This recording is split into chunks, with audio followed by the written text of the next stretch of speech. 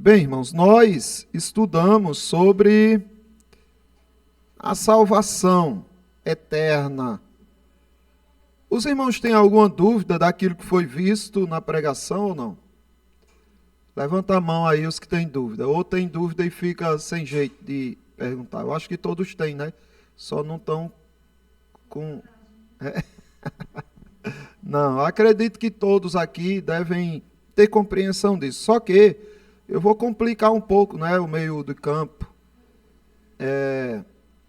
Vamos abrir a palavra de Deus aí, no Evangelho de Mateus, capítulo 24. Fica com ele, William, porque se tu ou alguém for falar, você já corre e leva logo. 24, o versículo 12 e o 13. O que é que diz?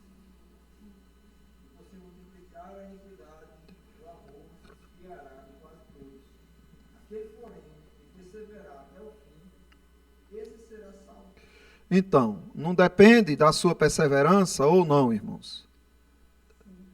Ou você persevera até o fim, ou você vai ser condenado. Não tem salvação para aqueles que não perseveram até o fim. Então, você contribui ou não contribui com a salvação?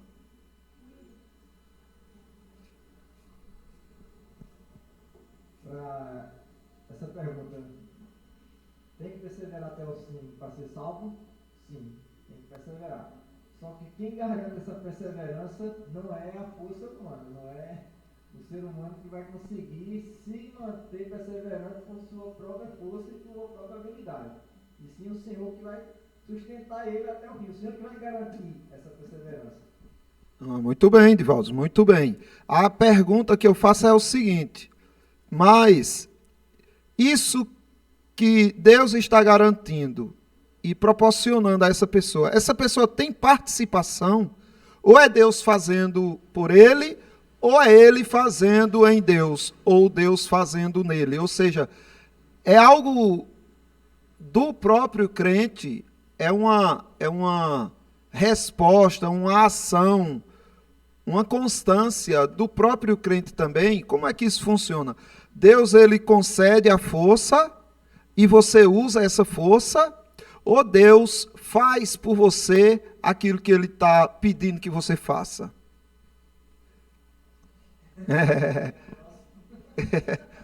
Diga-me, alguém?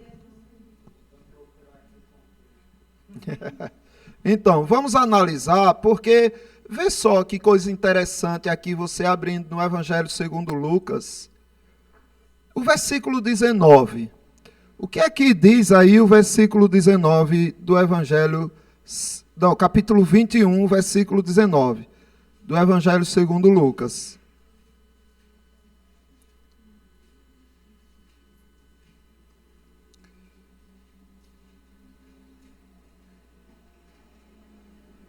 O Evangelho segundo Lucas, capítulo 21, versículo 19, o que diz?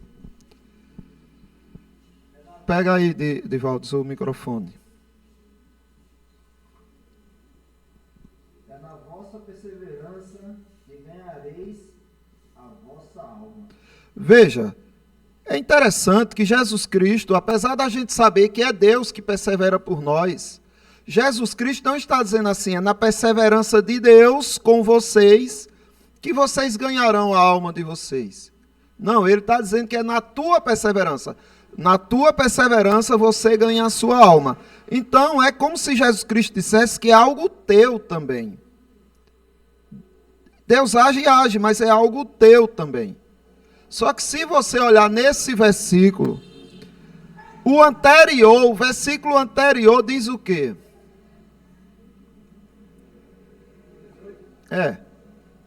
Contudo, não se perderá um só fio de cabelo da vossa cabeça. Percebe aí?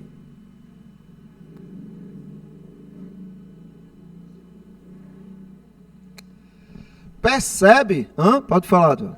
Esse tema, assim, ele é semelhante à situação lá da determinação de Deus, né? Aquela situação lá com Paulo e o navio naufraga e o Senhor fala com ele dizendo que nenhum dos que estarão lá se perderão. Aí no próximo versículo diz, todos têm que remar, senão morrem. Então os todos têm que contribuir para não morrer. Mas o Senhor me diz que nenhum se perderá. Então, como é que harmoniza essa situação? Se vocês não fizerem a parte de vocês, perecerão. Justamente. Mas o Senhor não permitirá que nenhum pereça. Aí fica do tipo, sim, depende de Deus. De uma coisa, justamente. Depende deles fazerem o que foi ordenado ou depende de Deus garantir que eles não se perderão. Então, é complexo isso. E harmonizar isso, os reformadores tentaram até hoje, que é a soberania de Deus com a vontade do homem, a liberdade do homem em praticar o que se está fazendo ali. O certo é que o homem não pode se gloriar, concorda? Que, concluída a salvação, estando o homem na glória, ele tem como buscar para si algum louvor? Não, fica claro, Paulo diz lá aos Efésios, olha, pela graça sois salvos, mediante a fé. Isto não vem de vós, é dom de Deus. Não é por causa da tua perseverança, não é por causa das tuas obras, não é por causa dos teus méritos, dos teus feitos, para que ninguém se glorie. Então veio de Deus, ok? Mas Deus também diz que vem do homem. E como é que isso funciona, meus irmãos? Vamos tentar, ainda que de forma limitada, entender um pouco sobre isso. Veja, o versículo de cima diz, contudo, o 18, não se perderá um fio só de vossa cabeça. É como se Deus dissesse assim, o texto que Edivaldo colocou, remem, que eu garanto que vocês serão salvos. Aí a pessoa confia no que Deus diz, rema e olha para aí, fui salvo. Ei, mas é porque Deus garantiu, não é porque você remou. É porque Ele garantiu. Digamos que Deus dissesse, olha, não tem jeito, tente se salvar aí. Eu digo a vocês, vocês vão se perder. Eles se salvariam? Não, então a garantia, o sucesso deles não está no que eles fazem, mas no que Deus disse que faria, não é? Então, tem uma parte interessante que a Bíblia diz assim o seguinte, vinde a mim, aquele que o Pai trouxer. Então você vê, aqueles que estão abatidos, afligidos, eu sou manso, venha que eu aliviarei as suas dores. E aí ele diz, vende a mim aquele que o Pai trouxer. Então você vê, você foi porque o Pai te trouxe. O contexto dessa palavra é para as pessoas entenderem, porque não é você por conta só, você foi porque você quis. E também diz assim o Senhor, não foi vós que me escolheste, mas eu escolhi vós a vocês, ao reino de meu Pai. Então, eu usei alguns textos bíblicos, e eu estava falando com um pastor de uma igreja pentecostal, falando sobre isso, um pouquinho da predestinação. É muito triste de algumas pastoras que não abraçam essa doutrina, É uma doutrina que mexe muito no no sentimento de muitas pessoas. E eu queria muito deles me provasse na Bíblia o nome, que ela não esteja aqui na Bíblia, a palavra livre-arbítrio. Você poderia usar o contexto do seu conhecimento, você não tem como me provar na Bíblia essa palavrinha. Porque se não tiver na Bíblia, não tem ninguém no mundo bem para me convencer. Uhum. Aí o problema de muitos deles, eles abraçam aquilo que não está na Bíblia. É verdade. E aí você observe, como é que isso funciona então? Porque uma hora Deus diz, vai, é você que faz. Depois Deus diz, olha, não, foi eu que fiz. Basicamente o que ele fez com Moisés, eu vou adiante de vós, eu pelejarei por vós. Mas é lógico, se Deus vai adiante, o povo tem que seguir. E esse fato do povo seguir, não é uma ação do povo? E por que não é reconhecida a ponto de dar glória ao homem?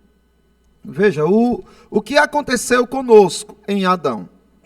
Adão, ele tinha a oportunidade, de como representante da raça humana, ele tinha a oportunidade de mostrar que, de fato, o homem tem algum mérito.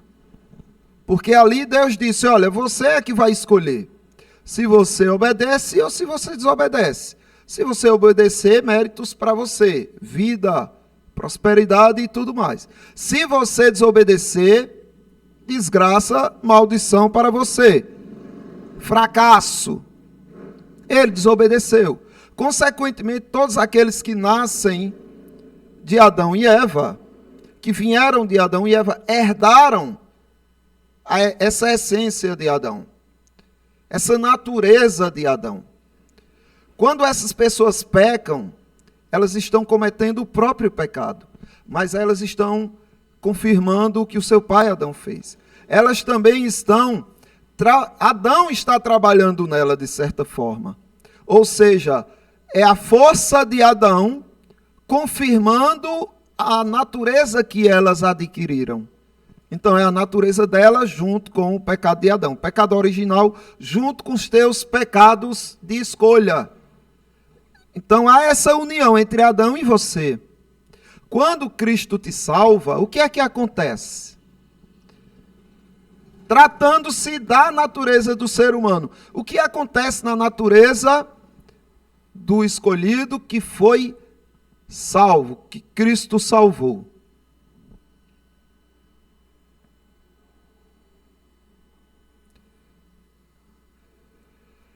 Então vamos ver. Se os irmãos não lembram,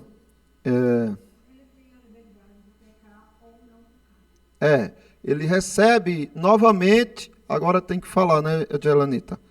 Dália. Represente ela, olha para aí.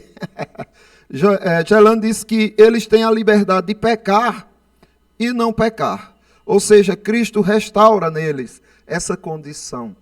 E aí nós escolhemos muitas vezes o pecado e às vezes escolhemos a santidade, o arrependimento, os frutos, né? O fruto do Espírito. Nós muitas vezes praticamos. Mas por que nós praticamos isso? É porque nós herdamos. Como herdamos de Adão a queda, o mal, nós herdamos de Cristo o bem, o poder de fazer. Então, quando nós fazemos, somos nós que fazemos. Mas nós só o fazemos porque nós herdamos de Cristo o poder de fazer. Da mesma forma que, antes de Cristo, nós herdamos de Adão o poder de pecar. Então, se você for observar direitinho, os méritos vêm para Cristo somente porque nós só o fazemos por causa dessa nova natureza que nos foi dada. Veja o que diz 1 Coríntios capítulo 15. O versículo 48 e o 49.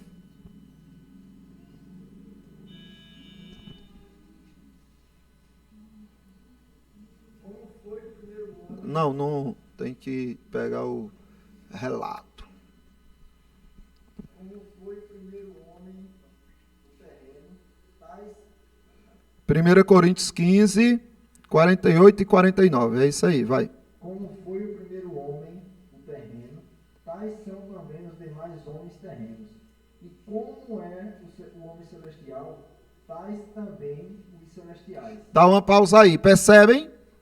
Olha, por que você é terreno e faz o que é mal? Porque você traz a imagem do seu pai Adão. Você está conectado com ele. Então é algo que ele te ofereceu, é um mérito maldito dele. É uma conquista maldita dele que te foi passada. Você agradeça a Adão, mas nem fique com raiva dele porque você gosta. Porque sem ele ter feito, você faria também se estivesse no lugar dele. Porque você gosta da desobediência. Então, a prova de que gostamos da desobediência é que, mesmo depois de regenerados, santificados, purificados, a gente ainda escolhe o pecado. Imagina quem não tem Cristo, não é? Então, herdou de Adão o pecado, vai viver para o pecado. Ou seja, é um mérito de Adão que te alcançou e que você sim faz, porque você tem a imagem dele em você. Só que ele diz o seguinte: assim também são os celestiais. Como foi o primeiro homem terreno, tais são os demais terrenos. E como celestial, tais os homens celestiais. Quem são esses homens celestiais? Quem? Não, os anjos não. Os que têm a natureza de Cristo. Aqueles que receberam a natureza de Cristo. Foram transformados por Cristo. Cristo herdou os méritos, conquistou a salvação e repassou para os crentes, para os que creem nele.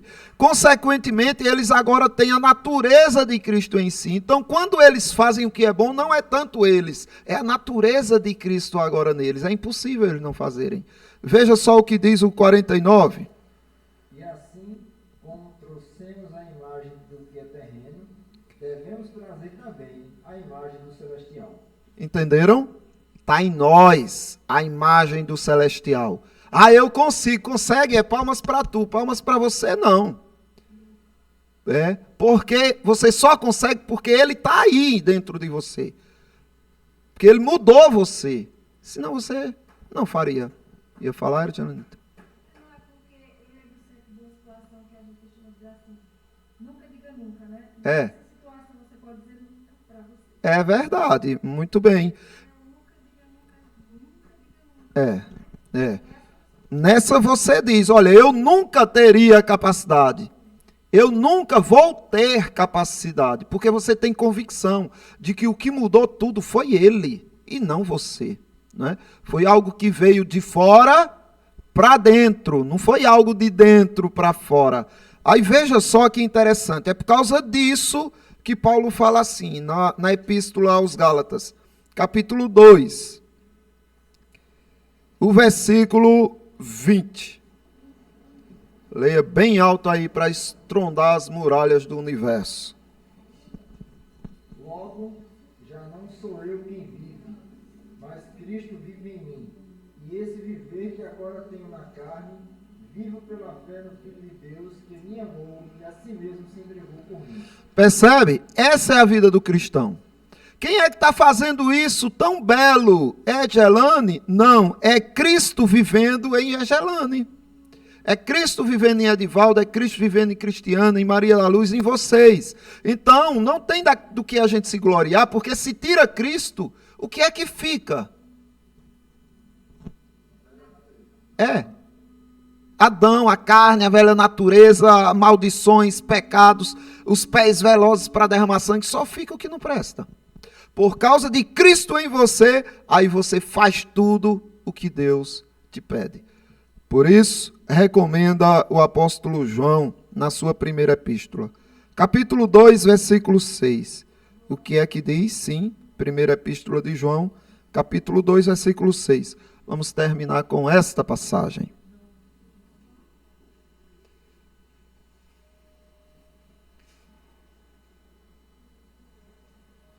Aquele que diz que permanece nele, esse deve também andar assim como ele andou. Ok? Se você diz que tem Cristo, a prova será você andar como ele andou. Então, vamos lá, só para fechar e ver se a gente entendeu. Quando o Senhor diz, olha, é na perseverança que você ganha a sua alma, quem é que vai ter que perseverar? A gente. Mas isso nos dá louvores, méritos e glórias? Não. Por que não, se é eu que estou perseverando? E porque ele está em você. Veja, você está refletindo ele. Ele habita em você, então você vive ele. Quem é que está perseverando é Cristo. Se você disser sou eu ou é Cristo, vai dar no mesmo. Por quê? Se você tiver a consciência de que é você por causa de Cristo habitando em você, que só ele é a diferença, nada em você, mas só ele é a diferença da tua perseverança. Você só persevera porque ele está em você. Então, é a mesma coisa você dizer é Cristo. Quem persevera, Gelana, é Cristo, Júnior. Mas como assim? Eu estou vendo que é tu, Júnior. Porque ele está em mim. O que eu estou fazendo é ele. Eu estou vivendo ele. Eu não estou vivendo Gelane. Estou vivendo ele. Então, é ele. Mas quem está vivendo ele é Gelane. E por que Gelane está vivendo ele? Porque ele foi a Gelane. Porque ele salvou. Então, tudo é ele. Alguma dúvida, irmãos? Doutrina maravilhosa, não é a da perseverança dos santos. Interessante nessa parte que quando Jesus disse para Nicodemos, né? Nicodemos, tu é mestre de Israel e ainda você não entendeu, não compreendeu o que eu quis dizer. Imagina se eu tivesse falado das coisas celestiais e você não vai entender mesmo. Na natureza humana jamais entende. Então, você vê que a natureza humana dele, de Nicodemo, ele inclinou a forma materialismo. Mas Jesus não está falando do materialismo. Aquilo que nós somos acostumados a ver coisas que a gente nasceu e criamos e vivemos com isso aqui. O que Jesus trouxe algo espiritualmente celestial, muito bem, e nascer de novo, nascer do Espírito. Então, provavelmente, algumas pessoas não entendem sobre o que é nascer de novo.